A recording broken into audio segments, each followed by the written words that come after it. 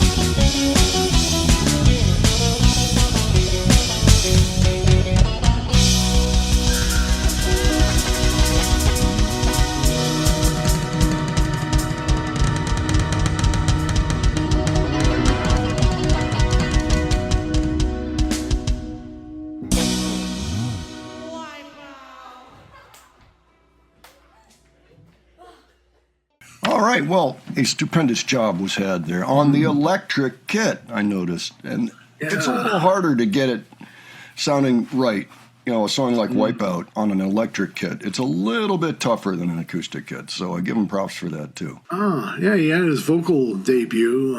You couldn't really hear it because he didn't put nearly enough oomph into it, but he did do the vocal part, ha ha, Wipeout, or something. Maybe it was just that the volume was a little low on his. Yeah, it could be. Yeah, I kind of had a sense of that. And I also have a feeling, just by seeing the electric kit there and then seeing an acoustic kit later on, that maybe part of the reason they decided, let's go ahead and finish off the garage so we can have the band in there and not disturb the neighbors as much, was so that Dodds could get an acoustic drum kit. And then they could really rock out. I'm kind of getting a sense of that. Did you notice everybody's wearing a Snoopy shirt? Is that what was going on there? Okay. Yeah, check it out. Oh, I did not notice that, but that's funny. I was actually wondering what he was wearing on his head, Dodds, with the... Yeah.